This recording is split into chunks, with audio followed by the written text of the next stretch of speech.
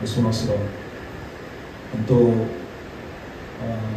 లోకంలో తను జీవించినంత కాలం కూడా దేవుని అందరి భయభక్తులు కలిగి జీవించిన వ్యక్తి కాబట్టి బైబిల్ వాక్యం మనం జ్ఞాపకం చేసుకున్న రీతిగా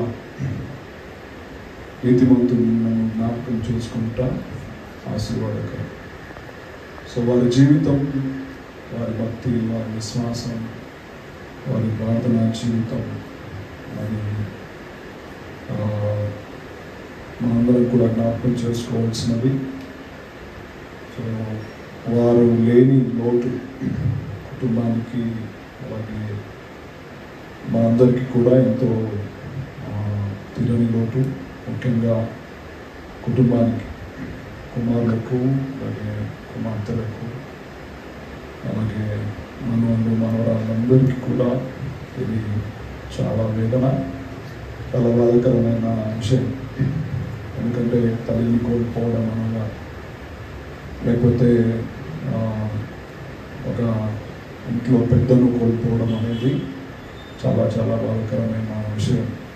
అయితే ఈ దుఃఖకరమైన ఈ పరిస్థితిలో అందరం కూడా దేవుని బిడ్డలుగా ఉన్న విశ్వాసులంగా క్రైస్తవంగా ఉంటున్నాం కాబట్టి వారి జీవితాన్ని బట్టి దేవునికి మహిమ చెల్లిస్తూ, వందనాలు చెల్లిస్తూ, వారి వారి వారి చూపిన మాదిరిని మనం జ్ఞాపకం చేసుకుంటూ, వారిలో మంచితనాన్ని మనం జ్ఞాపకం చేసుకుంటూ, అలాగే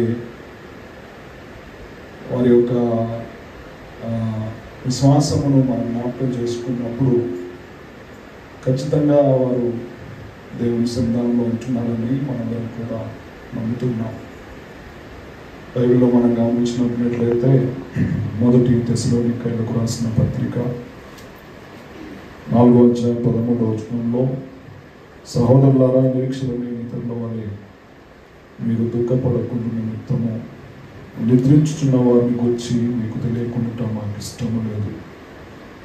నిద్రించుచున్న వారిని గురించి మీకు తెలియకుండా మాకు ఇష్టం లేదు అని రాస్తున్నాడు పౌలు భక్తుడు. నిరీక్షణ లేని ఇతరుల వలె, ఇతరులకు నిరీక్షణ లేదు, మనకు గొప్ప నిరీక్షణ ఉంది. ఏంటి ఆ నిరీక్షణ అంటే, నేను ఎప్పుడు ఏమనుకుంటానంటే, ఇతరులకు లేని నిరీక్షణ మనకున్న నిరీక్షణ. మనకున్న నిరీక్షణ ఏంటంటే, ఈ లోకం లేకపోతే ఈ జీవితం ఇది ముగిసిపోయినప్పటికీ మరణము క్రైస్తవునికి ముగింపు కాదు. మరణము క్రైస్తవులకు ముగింపు కాదు. Death is not end for Christians, but it is the beginning. కానీ ఇది ఆరంభం. మరణము ముగింపు కాదు, ఆరంభం. దేనికి ఆరంభం? మరో జీవితానికి ఆరంభం కదా, మరో జీవితానికి ఆరంభం. మనకున్న గొప్ప నిరీక్షణ ఏంటంటే, ఈ జీవితం ముగిసిపోయినా కూడా మరొక జీవితం మనకు ఉంది. సో ఆ నిరీక్షణను బట్టి మీరు దుఃఖపడకూడదు అని పౌలు భక్తులు రాస్తున్నారు. కింది వచనాల్లో మనం చదివినప్పుడు నిద్రించుచున్న వారు అంటే ఏంటి, ఎలా వారు లేపబడతారు అనే విషయాలను ప్రస్తావించాడు. కానీ ఒక చిన్న ముక్కలో, చిన్న వాక్యంలో మనం చెప్పుకుంటే, మనం చనిపోతున్నామని, చనిపోయారని, లేకపోతే మనవారు చనిపోయారని మనం బాధపడవలసిన అవసరం లేదు, దుఃఖపడవలసిన అవసరం లేదు. మనకు మరొక జీవితం ఉంది. ఈలోక జీవితం ముగిసిపోయేది, ఈలోక జీవితం ఇది ఆగిపోయేది. కానీ మరో జీవితం, అది ముగిసిపోని జీవితం, ఆగిపోని జీవితం, యుగాలు కూడా మనం సంతోషించి ఆనందించే జీవితం మనకుంది అని అపోస్తలుడైన పౌలు భక్తుడు మనకు గుర్తు చేస్తూ ఉన్నారు.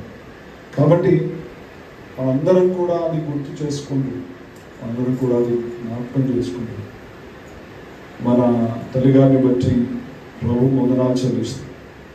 ఇంతకుముందు పాస్టర్ గారు మాట్లాడుతూ ఉన్నారు, మా అమ్మ చనిపోతే నేను ఎందుకు ఏడవలేదు? మా అమ్మ మళ్ళీ నాకు కనిపించదు అనుకున్నవారు ఏడుస్తారు. మా అమ్మ నేను మళ్ళీ చూడనేమో అనుకున్నవారు ఏడుస్తారు. లేకపోతే మా అమ్మ ఇంక అయిపోయింది అనుకున్నవారు ఏడుస్తారు. ఎందుకు పాస్టర్ గారు ఏడవకుండొచ్చు? నేను మళ్ళీ మా అమ్మను కలుసుకోబోతున్నాను, నేను మళ్ళీ మా అమ్మను చూడబోతున్నాను. సో ఆ నిరీక్షణ మనకుంది, ఆ విశ్వాసం మనకుంది. దేవుడు ఆ వాగ్దానం మనం చేశాడు కాబట్టి ధైర్యంగా మనం తల్లిగారి జీవితాన్ని బట్టి ప్రభు వందనాలు చెల్లిస్తూ మరొకసారి వారిని కలుసుకునే కృప దేవుడు మనందరికీ అనుగ్రహించాలని మనందరం కూడా ప్రార్థన చేయవలసిన వారంగా ఉంటున్నాం. ప్రార్థన మాత్రమే కాదు, మనల్ని మనం పరీక్ష చేసుకోవాల్సిన వారంగా ఉన్నాం. ఒకసారి కుమారుడు చనిపోయాడు. కుమారుడు చనిపోతే ఈ ప్రసంగం విన్న తండ్రి అవిశ్వాసం, ఆయన నిరీక్షణ లేదు, దేవుడు అంటే నమ్మకం లేదు. కానీ నువ్వు మళ్ళీ మీ కొడుకును కలుసుకోవచ్చు అని చెప్తే ఆయన మారుమనసు పొంది బాప్తిసం తీసుకొని నా కొడుకును నేను కలుసుకోవడానికి నేను ఏం చేయాలి అని అడిగి చనిపోయేంత వరకు ఆ విశ్వాసంలో నిరీక్షణలో ఆయన జీవించాడు. అంటే మనకున్న గొప్ప నిరీక్షణ మన విశ్వాసాన్ని బలపరుస్తుంది, మన విశ్వాసాన్ని ఇంకా ఎక్కువ చేస్తుంది. కాబట్టి ఈరోజు మనందరం కూడా తల్లిగారి మరణాన్ని బట్టి మనం బలపరచగలాలి, మన విశ్వాసంలో ఇంకా మనం ఎదగాలి. మన జీవితం ఎలా ఉందో ఒకసారి మనం పరిశీలన చేసుకోవాలి. నేను కూడా ఇలాంటి మరణం గుండా వెళ్ళవలసిన దానిగా ఉన్నాను. నేను కూడా ఒకరోజు ఈ మరణాన్ని చవి చూడవలసిన వాడనిగా ఉన్నాను. కాబట్టి మరి ఆ దినం నా తల్లిని, నా తండ్రిని, లేకపోతే మన ఆప్తులు, మన ప్రియులు, మనకు సంబంధించిన వారు ఎవరైనా మనకంటే ముందు ఈ లోకాన్ని విడిచిపెట్టి వెళ్ళిపోతే వారిని నేను కలుసుకోవాలి అనే ఆశ, కలుసుకోవాలనే నిరీక్షణ మన విశ్వాసాన్ని బలపరుస్తుంది.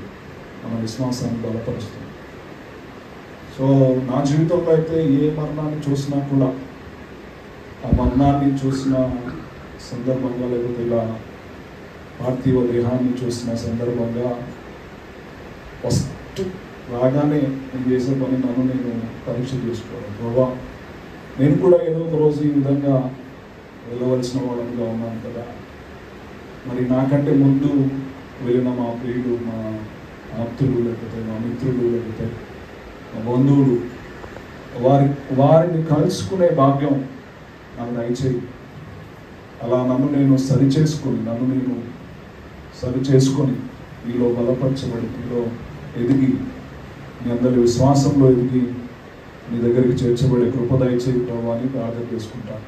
సో మనందరం కూడా అలాగే మనల్ని మనం పరిశీలన చేసుకోవాల్సిన వారంగా ఉన్నాం. ఇలాంటి పరిస్థితుల్లో దుఃఖపడకుండా నిరీక్షణ గలవారంగా ప్రభువులో మనం బలపరచబడి మళ్ళీ మరొకసారి మన ప్రియులైన వారిని మనం కలుసుకోపోతున్నామన్న గొప్ప ఆదరణ, నిరీక్షణ మనకుంది. కాబట్టి పౌలు చెప్పినట్టుగా ఒకరినొకరు ఆదరించుకుంటూ, ఒకరికొకరు ప్రార్థన చేసుకుంటూ ఈ విధంగా మనం దేవుళ్ళు ఇంకా బలపరచబడవలసిన వారంగా ఉన్నాం. అయితే ఈ ఎడబాటు అనేది దుఃఖకరమైనది, బాధాకరమైనది, కొన్నిసార్లు తట్టుకోలేనిది, కొన్నిసార్లు భరించలేని పరిస్థితి. అయితే ఇది ఎక్కువ రోజులు ఉండేది కాదు కదా, ఎక్కువ రోజులు ఉండేది కాదు. మన వయసును బట్టి, లేకపోతే మన ఆరోగ్యాన్ని బట్టి, దేవుడిచ్చే ఆయుష్ను బట్టి ఎన్ని రోజులు మనకే తెలియదు. కాబట్టి ఆ జీవించే కాలం, మనం జీవించబోయే కాలం ఎలా ఉండబోతుంది, ఎలా జీవించబోతున్నామో అనేది మనల్ని మనం సరి చేసుకొని జీవించవలసిన వారంగా ఉంటున్నాం. ఆ విధంగా మనందరినీ కూడా దేవుడు బలపరచునుగాక. ముఖ్యంగా కుమారులను, కుమార్తెలను, రక్త సంబంధికులను, అలాగే మనవాళ్ళు, మనవరాళ్ళను దేవుడు ఆదరించి, బలపరిచి, ఓదార్చి, సహాయం చేసి నడిపించాలని ప్రార్థిస్తూ, అలాగే జరగబోతున్న సమాధి కార్యక్రమం రేపు దినాన జరగబోతుందని విన్నాం.